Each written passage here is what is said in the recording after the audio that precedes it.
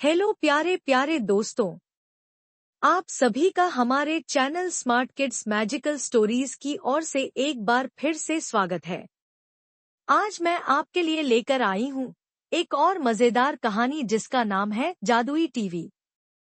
तो आओ शुरू करते हैं आज की कहानी। अगर आपने अभी तक चैनल को सब्सक्राइब नहीं किया है तो जल्दी से चैनल को सब्सक्राइब करके बेल आइकॉन को भी प्रेस कर दो ताकि आपको आगे आने वाली कहानियों के बारे में भी पता चलता तुम्हारे रहे। बाबूजी तो कब के गुजर गए। अब उनका जो सामान है वो पड़े पड़े कबाड़ा हो रहा है। बेच ही दो, कुछ पैसे आ जाएंगी। बात तो सही है। अगले संडे फुर्सत में यही करेंगे। अगले संडे रोहित सारा सामान कबाड़ी को घर बुला के दे देता है। तभी उसकी नजर बाबूजी की पुरानी टीवी पर जाती है जो इतने सालों तक कूड़े में पड़ी थी, फिर भी चमचमा रही थी। टीवी तो देखो, जैसे एकदम नई हो। हाँ, बाबूजी को टीवी देखना बहुत पसंद था। उनका सपना था कि वो टीवी पे आए। एक बार मौका भी था जब वो अपने गांव के गाने सुनाने किसी चैनल पर जाने वाले थे, पर मैं और मेरा भाई लड़ पड़े और बाबूजी को घर पर ही रुकना पड़ा।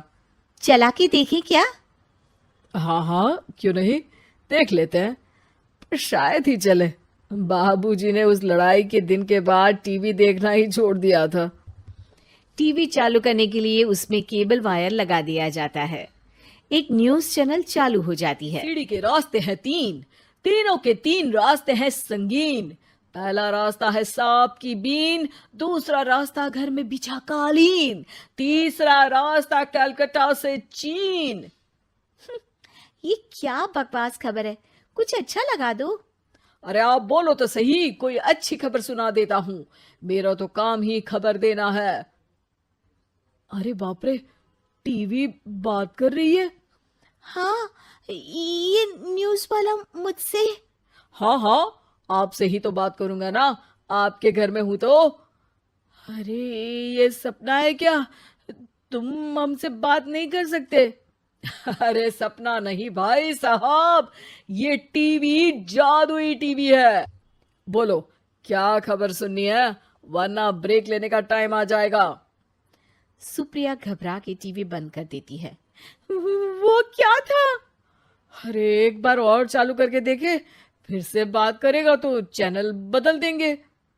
सुप्रिया फिर टीवी चालू कर देती है।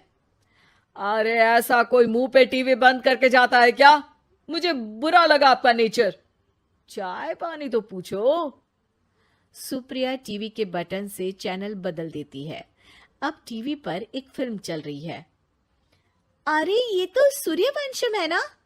हाँ, और ये ठाकुर को जहर की खीर दे दी और उसको पता भी नहीं है। ए भाई, खीर मत पीना, उसमें जहर है, मत पीना। ठीक है महाशय, जैसा आप कहें। हाँ। अरे आपकी बात मान ली, पूरी पिक्चर ही अब तो बदल जाएगी।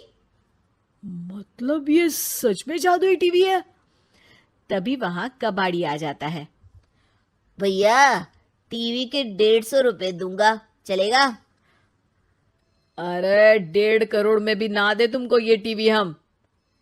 अरे 1.5 करोड़ खरीदने को होते तो तुम्हारे घर में ये पानी चाय नहीं पीता, अंबानी या टाटा के घर बैठा कोल्ड कॉफी पीता। रोहित कबाड़ी का हिसाब करके उसे वहां से चलता करता है और अपने भाई शशिकांत को फोन लगा के बुलाता है। शशि थोड़ी ही देर में वहां पहुंच जाता है। क्या हो गया भैया? अरे बाबूजी का टीवी याद है? हाँ हाँ, जिसमें घुसे रहते थे हमेशा वो, और अपने को कुछ नहीं देखने देते थे। अरे वो अब जादुई टीवी बन गया है। भैया, आपकी बकवास करने की आदत अब तक नहीं गई। अरे आपके घर में बच्चे हैं, अब तो बड़ों जैसी बात करो। रोहित जाके टीवी चालू कर देता है। टीवी पर एक जादू का शो हो रहा है जिसमें एक जादूगर है। अब मैं अपनी टोपी में से कबूतर निकालूंगा। श्रिंग ब्रिंग शरिंग बम फोपा फुफी फुफा बाउ। टीवी से कबूतर निकलता है और शशिकांत के सर पर आकर बैठ जाता है। भैया ये क्या हो रहा है? भैया इसे उड़ाओ। ए कबूतर, जा जा कबूतर, चल निकल। अब मैं टोपी में से सांप। सांप सुनते ही शशिकांत कांप जाता है और भाग के टीवी बंद कर देता है। भैया, सॉरी भैया, मैं समझ गया ये सच में जादुई टीवी है, पर एक बार और ट्राई करते हैं। पर भाभी, कोई दूसरा चैनल लगाओ जिसमें डर ना लगे। सुप्रिया टीवी चला देती है और न्यूज लगा देती है। अरे कितने दिनों बाद मुझे याद आया, बताइए क्या खबर सुनाओ, और ये नया आदमी कौन है? ये मेरा भाई है शशिकांत। ओह यस, वही है ना जिससे तुम लड़ लिए थे किसी बात पे, और तुम्हारे बुढ़ाओ पिताजी गुस्सा हो गए थे और टीवी को संन्यास दे दिया था। हैं? तुमको कैसे पता ये सब? इस टीवी में रहने वाले आदमी से लेकर कबूतर तक को तुम्हारे बाबूजी और तुम्हारी बातें पता है, इसलिए तो ये जादुई टीवी है। ये टीवी क्या कर सकती है वैसे? तुम जो मांगो दे सकती है। कहानी बदल सकते हो, खबर बदल सकते हो, कोई चीज मांग सकते हो। अरे भैया, ये टीवी मैं लेके जा रहा हूँ। बाबूजी का लाडला तो मैं ही था ना। अरे ऐसे कैसे? मैं बड़ा बेटा था, अब तक मेरे घर में टीवी थी ना। अब तक कहाँ गए थे पिताजी के लाडले? तुम्हारी गलती का एहसास भी है। अरे भैया, ज्यादा ना बोलो वरना भूल गए आपके दांत तोड़ दिए थे मैंने उस लड़ाई में। मेरी बीवी के सामने मेरी बेइज्जती करता है, रुक। दोनों भाई हाथापाई पे उतर जाते हैं। रुक, बताता हूं तुझे कि कौन बड़ा है। अरे छोटे का दम तो देख लीजिए आप। ये खबर आपके बाबूजी को देता हूं। तभी टीवी अचानक बंद हो जाता है। अरे, शायद टीवी नाराज हो गया। और लड़ लो, आए बड़े खली बनने।